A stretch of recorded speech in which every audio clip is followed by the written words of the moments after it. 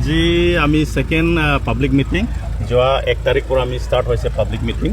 আজি দুৱাৰামলা সমষ্টিত এটা পাব্লিক মিটিং এটা কেম্পেইন মিটিং আমি শুৰু হ'ব অলপ পিছত আৰু এবাৰ এই মিটিঙত আমাৰ ইণ্ডিয়া এলায়েন্স মিটিং আমাৰ ইণ্ডিয়ান নেশ্যনেল কংগ্ৰেছ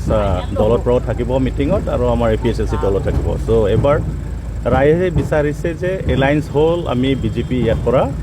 গভৰ্ণমেণ্টটো চেঞ্জ কৰিবৰ কাৰণে এটা সিট লাগে এইটো মতে 112 আমৰি লেজিসলেটিভ এছেম্বলিত আমি ভাল মতে আমি জিকিব ইস্যু ইয়াত বহুত আছে চাওক আমৰি লেজিসলেটিভ এছেম্বলি এয়া প্ৰথমকে নতুনকে লেজিসলেটিভ এছেম্বলি আৰু এই 5খন কনষ্টিটুৱেন্সি আছে এই কনষ্টিটুৱেন্সিকে কাৰ্বি আংলঙতো চালে বহুত আণ্ডাৰ ডেভেলপ কনষ্টিটুৱেন্সি চাওক চিন্থন হওক আমৰি হওক আমৰেং কনষ্টিটুৱেন্সি হওক এই দুৱাৰামলা হওক আৰু চিন্থন আৰু কিবা কি কয় আমৰেং কনষ্টিটুৱেন্সি হওক এই চাৰিটা পাঁচটা কনষ্টিটুৱেন্সি হওক এডুকেশ্যন সেক্টৰ চালে বহুত বেয়া অৱস্থা আৰু ৰোড বহুত বেয়া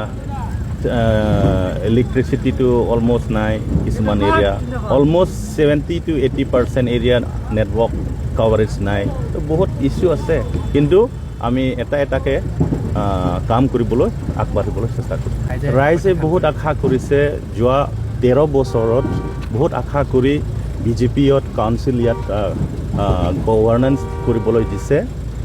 কিন্তু এইটো এক্সপেক্টেশ্যন মতে ৰাইজত গৈ পোৱা নাই বেসিক্যালি স্কুল ক্ষেত্ৰত হওক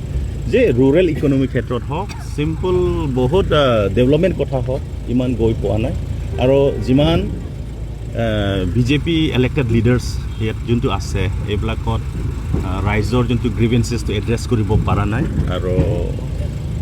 এক্সিষ্টিং যেনেকৈ MLAsবিলাক আছে এড্ৰেছটো কৰিব পৰা নাই আৰু তেখেতে যিমান কাম কৰিবলৈ চেষ্টা কৰিছে এইমতে ৰাইজলৈকে গৈ পোৱা নাই